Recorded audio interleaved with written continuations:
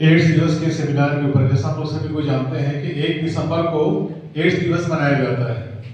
इस अवसर पर मैं आए हुए अतिथियों का हार्दिक स्वागत करता हूं। हमारे बीच दीपनारायण सर है, हमारे अभिभावक, इस विद्यालय के अध्यक्ष विक्की कुमार, हमारे जितने भी सहयोगी शिक्षक हैं, कंप्यूटर मैम है, मैं सभी को हार्दिक अभिनंदन करता हूं।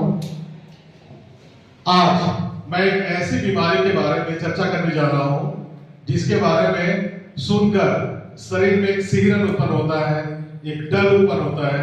ये कौन सी बीमारी है? अगर ये बीमारी हो जाती है तो क्या मेरी जिंदगी चंद घंटों की होगी, क्या मेरी जिंदगी चंद महीनों की होगी? तो उस रोग का नाम है AIDS. AIDS, acquired immunodeficiency syndrome. AIDS और वायरस, HIV जो है, दो अलग अलग टर्म है। AIDS is a disease, AIDS एक रोग है, जबकि HIV is a virus, HIV एक विषाणु है। ये दोनों ये किस प्रकार से फैलते हैं हम लोग देखेंगे कि पहले जब जागरूकता नहीं थी एड्स के बारे में तो लोग तरह तरह की भ्रांतियां पाले हुए थे। सोशल नॉर्म्स था कि एड्स अगर किसी को हो गया तो हम एक तरह का छुआछूत मानते थे कि नहीं, वो एड्स पीड़ित है, वो HIV पॉजिटिव है, उससे हमको दूरी बना के रखना है। तो ये जो एड्स है और जो HIV है, ये जो वायरस है, ये हमारे प्रतिरोधक क्षमता को कम करता है। बायोलॉजी के टर्म में इसको बोलेंगे कि HIV अगर किसी के शरीर में पहुंच जाता है ब्लड के माध्यम से तो वो रेप्लिकेट करता है। तो उसको हिंदी में बोलेंगे कि उसको अपना संख्या को बढ़ाता जाता है, थोड़ी थोड़ी मल्टी रेप्लिकेशन होता है।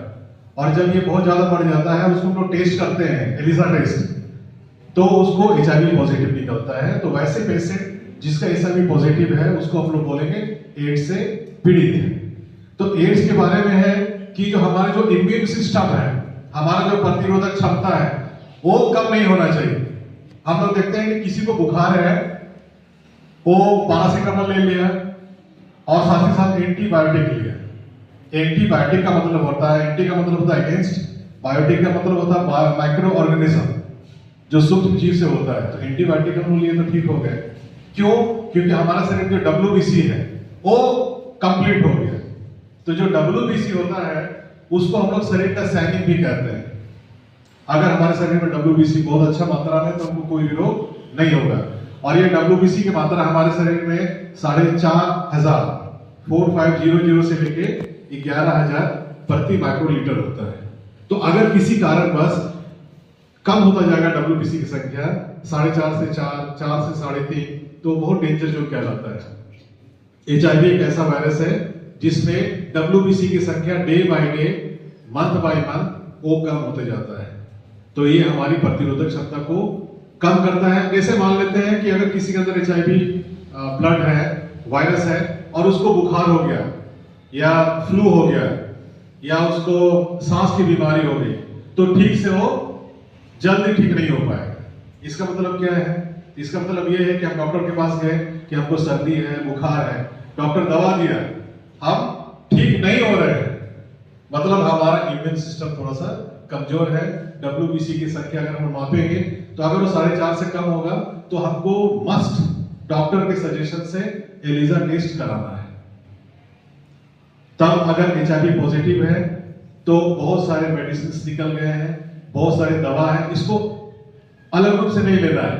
क्योंकि जो सामाजिक भ्रांतियां कि किसी को एड्स हुआ, एड्स मींस असुरक्षित यौन संबंध से ही उसको एड्स हुआ। लेकिन ये बहुत सारा चार्ट है, ये आपको बताएगा कि एड्स मतलब ब्लड का अगर ट्रांसफ्यूजन करते हैं, एक HIV जो पॉजिटिव है उसका ब्लड अगर किसी के पास सिरिंज के माध्यम से चला जाता है या फिर प्रेग्नेंट मदर से उसके चाइल्ड में चला जाता है, जो यहाँ सारा डिस्प्ले किया हुआ है, यहाँ पे किया हुआ है, सिरिंज है, ये प्रेग्नेंट मदर के साथ है, फिर ब्लड को हम लोग ट्रांसफर करते हैं या फिर कोई अंग को अगर हम लोग दान करते हैं, उसमें अगर किसी तरह का ब्लड HIV पॉजिटिव दूसरे में चला गया एक स्वस्थ व्यक्ति में, तो हो सकता है। ऐसा नहीं कि HIV मींस वो असुरक्षित यौन संबंध। No, there are so many reasons जहां पे ये सारा चीज है। तो इस नॉर्म्स को हमको करना है। डायबिटीज, मधुमेह एक ऐसा रोग है जिसके इलाज के लिए हम डे बाय डे खाना खाते हैं, दवा लेते हैं, इंसुलिन लेते हैं, just like diabetes. Just like typhoid, AIDS भी एक ऐसा रोग है जिसका इलाज संभव है। हम लोग डॉक्टर के सलाह पर इलाज इसको करा सकते हैं, जिंदगी भर हम इसको अच्छे से एक अच्छे नागरिक के रूप में जी सकते हैं। एड्स जो है इस चार्ट में दिखाया गया है कि किससे नहीं होता है। तो एड्स जो है एक साथ अगर खाना खाएंगे तो नहीं होगा। अगर ये मच्छर के काटने से, जैसे मच्छर के काटने से मलेरिया होता है, मादा एनोफिलिस के काटने से, तो ये मच्छर के काटने से एड्स नहीं होगा।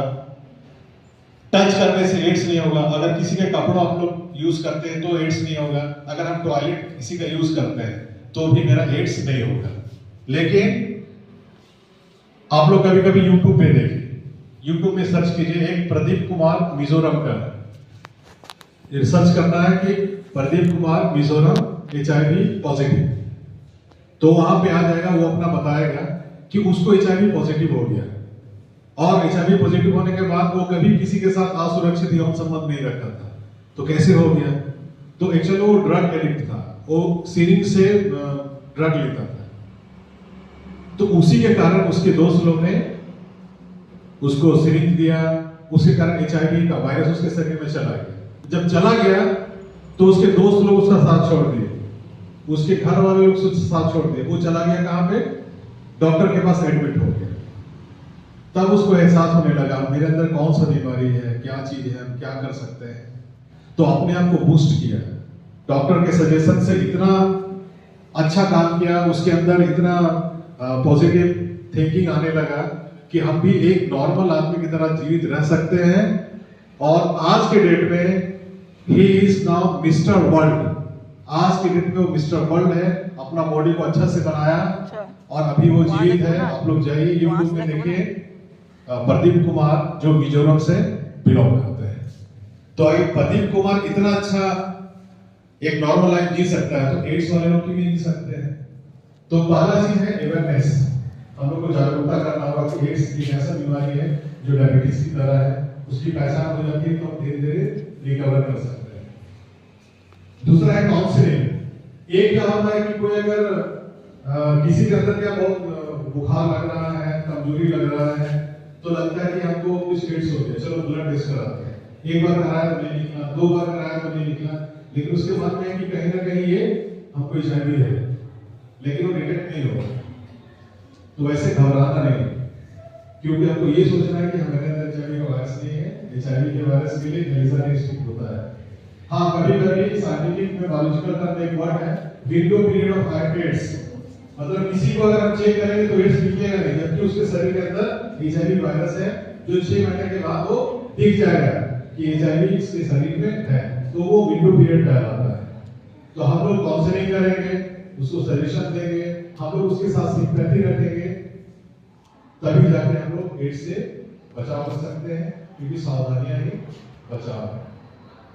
और इसमें एक एक्ट है 2017 एड्स HIV की रोकथाम और नियंत्रण के लिए एक एक्ट है, जिसमें ये बताया गया कि कोई भी व्यक्ति का जो एड्स है उसको बीमारी को गोपनीय रखा जाए, मतलब उसको फ्लैश नहीं करें कि इस आदमी को एड्स है।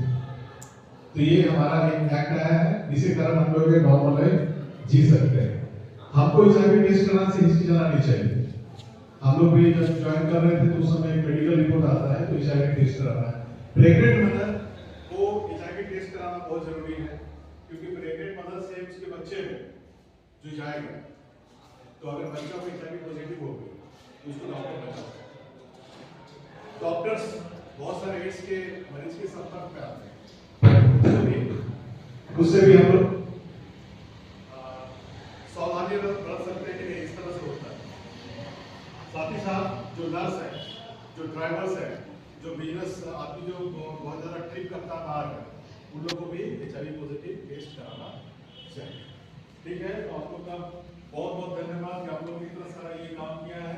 और हमारे बीच जो विद्यारायण सर हैं, अध्यक्ष जी, वो आपको बताएंगे कि कौन सा फर्स्ट है, कौन सा सेकेंड है, कौन सा थर्ड।